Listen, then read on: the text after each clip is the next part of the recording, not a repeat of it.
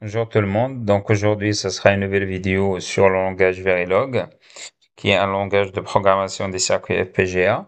Donc aujourd'hui, je vais traiter un petit exemple d'un circuit classique qui est le MX, multiplexeur. Donc là, vous avez un multiplexeur qui possède deux entrées, qui ont la particularité d'avoir bien sûr 4 bits, donc un bus de 4 bits pour l'entrée IN1 et IN2. Et là, vous avez l'entrée de sélection, ce qu'on appelle ici IN3.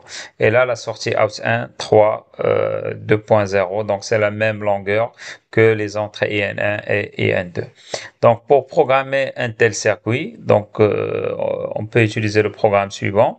Donc, module, donc là, je donne un nom à mon module, donc standard MX. Je définis les entrées IN1, IN2, IN3, out1. Et là, bien sûr, je vais définir mes entrées avec la taille 3 2.0, d'accord? Et là, pareil, pour IN2, c'est la même chose. Donc, on a la même longueur. 4 bits, donc pour IN1, IN2. Et puis là, vous avez le input IN3 qui est déclaré comme bits. Output, donc bien sûr, donc c'est la même longueur que IN1 et IN2. Donc là, on voit qu'on a 4 bits à ce niveau-là. Donc après, donc je vais utiliser assign donc pour définir tout simplement la sortie out1. Donc out1 est égal à IN3 point d'interrogation. Donc là vous avez un point d'interrogation. Donc c'est un opérateur de condition. Donc on verra par la suite la signification. IN2 de point IN1 point virgule. Donc qu'est-ce que ça signifie cette équation-là? Donc tout simplement out1 est égal à IN2 si IN3 est égal à 1. Sinon, s'il est égal à 0, alors out1 est égal à in1. Donc, je répète. Donc, out1 est égal à in2 si in3, qui est le bit de sélection, est égal à 1. Sinon, s'il est égal à 0, donc on aura out1 est égal à in1. Donc, ça, c'est le fonctionnement classique d'un multiplexeur. Alors maintenant, pour tester un tel module, donc je peux utiliser le programme suivant, TestBench, d'accord? Donc je vais l'expliquer sur modèle Sim, c'est plus pratique. Donc là, vous avez, bien sûr, ça c'est le programme que je viens d'expliquer, d'accord? Donc ça c'est le programme que je viens d'expliquer. Donc j'ai créé mon programme, je l'ai sauvegardé, donc j'ai donné le même nom que le nom du module à ce fichier-là, d'accord? Donc là, après, je dois le compiler. Donc, elle est là. Standard-8 MX. Donc, elle est déjà compilée. Je vais reprendre dans l'opération. Donc, vous voyez, donc il n'y a pas d'erreur. Donc, après, je peux définir tout simplement le test bench d'un tel circuit. Donc, là, je vais le détailler. Donc, premièrement, je dois définir le time scale. D'accord? Donc là, vous avez timescale 1 nanoseconde slash 1 picoseconde pour la précision au niveau du temps. Donc après, donc là, je définis le nom du module du test bench. Donc là, je vais ajouter TB, donc c'est l'abréviation de test bench du 8 underscore standard MX. C'est le nom du module que j'avais déjà créé avec le programme précédent.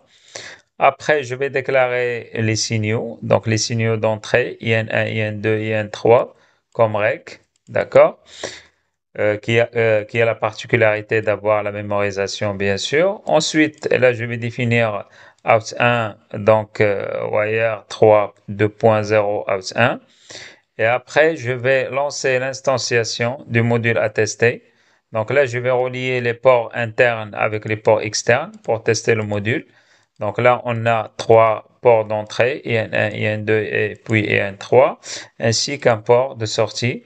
Donc point IN1 entre parenthèses IN1, la même chose point IN2 entre parenthèses IN2, virgule, etc. Et par la suite, là, je vais définir tout simplement ce qu'on appelle le bloc initial, génération des signaux de test. Donc, je vais commencer l'initiation donc en passant par initial begin. Donc là, je donne la valeur de 4.0. Donc là, vous avez un bus composé de 4.0. Donc là, la valeur, c'est 4.0 ici, en binaire, bien sûr. Là, ici, la valeur, c'est 4.1. Et là, je vais initialiser IN3 à 0. Donc, le fait d'avoir IN3 à 0, donc bien sûr, ma sortie out1 sera égale à IN1. D'accord? Donc, une fois IN3 sera égal à 1, alors dans ce cas, ça sera out1 est égal à IN2. Donc là, je vais utiliser un délai de 10 nanosecondes. Donc après un délai de 10 nanosecondes, là, je vais sélectionner, plutôt je vais changer la valeur de IN3. Donc je vais passer de 0 ici vers 1. Le fait de passer de 0 à 1, donc là, je vais sélectionner, bien sûr, cette fois-ci, je vais sélectionner IN2, c'est-à-dire out1 sera égal, donc ma sortie out1 sera égale à IN2. Donc ensuite, après un délai de 10, IN3 est égal à 0. Donc la sortie out1 sera égale à IN1 cette fois-ci.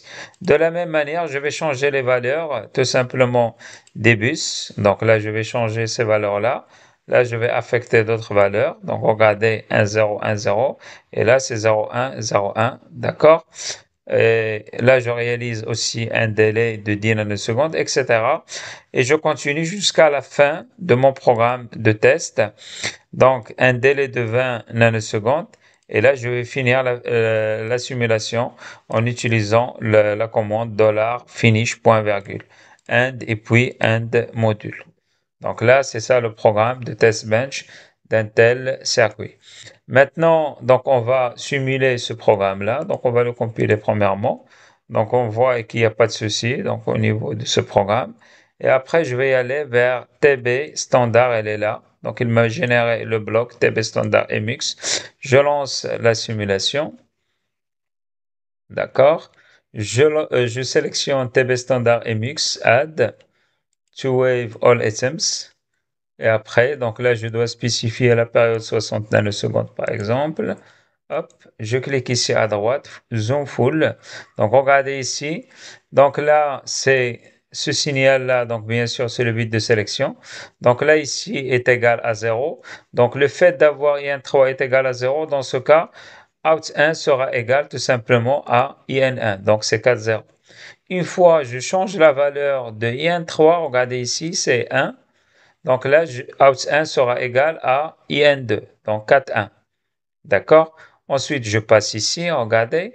Là, vous avez le bit de sélection est égal à 0, donc je vais récupérer IN1, etc. Là, par exemple, ici, je change la valeur de IN1, IN2. Donc, c'est 1, 0, 1, 0, 0, 1, 0, 1. D'accord? IN3 est égal à 0, je vais sélectionner cette valeur-là et l'affecter à la sortie. D'accord? La même chose ici.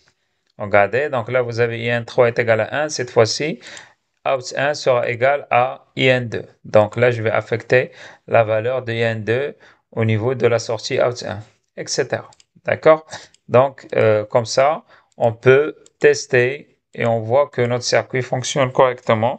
C'est le fonctionnement d'un multiplexeur standard, d'accord, qui possède deux entrées et une entrée de sélection. D'accord? Donc voilà, donc c'est pas très compliqué pour tester un tel module.